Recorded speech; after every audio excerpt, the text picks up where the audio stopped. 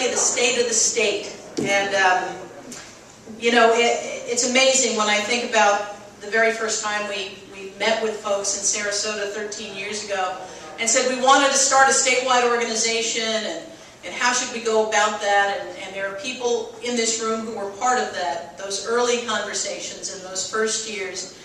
And we used to travel around the state, well, we still do, but now we can afford hotel rooms. Before we slept in our cars. And we would go to people and we'd say, you know what, there are parts of the state you've never been to. You don't know where Tuag or Mayo are, but there are legislators who are being elected to go and represent you in Tallahassee, who are going to decide whether you can hold your partner's hand on their deathbed, or whether or not your children can be taken away from you by the state because the adoption laws don't recognize you as a parent. And we said we have to understand that while many of us retired here from different places, that now we are Floridians. As much as you may still root for the Red Sox or the, oh, I'm going to defy stereotype, I don't know a damn thing about sports, but as much as you might, you know, root for your team up north, you're a Floridian now. We've got to act like Floridians, and we've got to work together like Floridians. And it has been gratifying year after year to see the number of people from all over the state who come to Tallahassee for lobby days and meet with their legislators. When we formed, we said we would never let there be another legislative session where people who asked for our vote and asked for our money went to Tallahassee and forgot about us. We would hold them accountable for the promises they've made. And I will tell you that I'm proud of the fact that Equality Florida is a nonpartisan organization because it makes us really fearless about who we will ask for help. And I will tell you, in Tallahassee, people used to say, God, isn't it so depressing going up there? I mean, you know, we were born as Jeb Bush came into office, and both the House and the Senate came into the control of pretty far-right legislators. We had to fight some pretty ugly laws or bills that were introduced in those first years. And in 13 years of our existence, we have blocked every single piece of anti-LGBT legislation that they put up. So I really hope that everybody can feel what we feel right now. There's a tremendous shift happening in this country.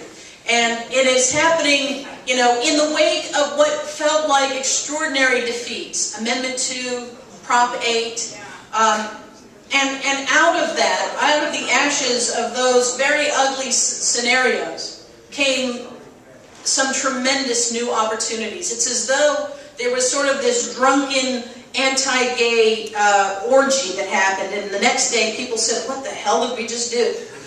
And now here we are 2 years later, and what do national polls show? They show 52% of Americans now support full marriage equality.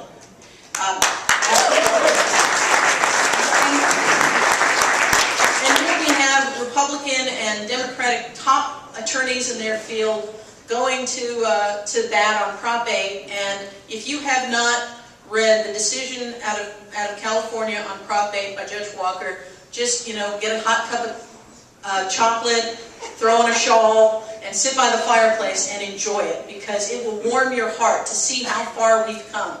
You know, when I was an activist in my college days some years ago, I helped to co-found an organization called the International Gay and Lesbian Youth Organization.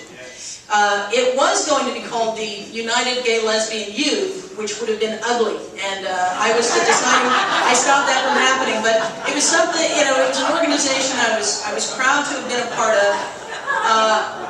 And out of the blue, you know, Facebook is an amazing thing. They tracked me down through Facebook so they could send me a mug that said, that was celebrating the 25th anniversary of IGLEO, the International Gay, and I had been there at the beginning. But what sticks in my mind about it was I was in Berlin 25 years ago, and there were young people there who had been physically assaulted by American GIs at Oktoberfest.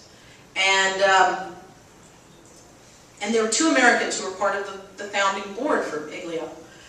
And when they came back with these stories of what had happened, we as Americans said, yeah, that's really terrible. It's unfortunate that kind of thing happens. The others from other countries who were part of the founding board said, we're going to rally, we're going to protest, we're going to call the U.S. Embassy, we're going to, and within the space of 48 hours, we had filled, I think it's called Bundesplatz, it was the biggest square in Berlin, with this massive protest. And I remember thinking to myself, how did I learn to simply accept a certain level of violence, a certain level of discrimination? Who taught me that there was a certain level of that is simply part of the price of being alive? And it was an awakening for me. And so the standard I began to set for myself is, what would my life be like if from the day I was born, I was welcomed just for who I am? That when I said that I was in love with Michelle, instead of my teacher telling me that little girls could not marry little girls, they had to marry boys, I never experienced that. What would my life have been like if I hadn't gotten all of those subtle messages that said who I was somehow not acceptable, not even to the people closest to me, who I had every right to expect loved me more than anything. My biggest fear as a young person was that my family would find out I was gay. And when it finally happened, in the ugliest possible way, and I was kicked out of my home, it turned out it wasn't the worst thing in the world. It was liberating. It was the worst had happened and I'd survived it. And I'm very aware right now that not all of us do survive it. We talk a lot about the work we do in Tallahassee around securing marriage equality, or recognition for our families, the work we've done around the adoption fight. We don't talk nearly enough these days about the work we do protecting LGBT youth and addressing the epidemic of bullying. We're proud to work with groups like also Jasmine, the youth organizations around this state. And we coordinate. Where's Michael Farmer? Michael Farmer, wave your hand. Michael Farmer is our Florida Gay Straight Alliance Network coordinator. He works with 110 gay straight alliances all across this state.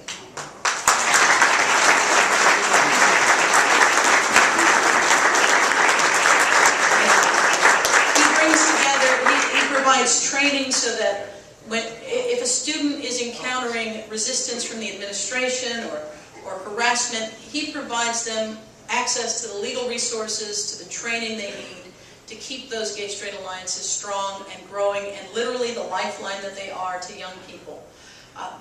You know, we have made tremendous strides, and I really do hope that you can feel it. Not only the Prop 8 decision, but right here in Florida, the 3rd District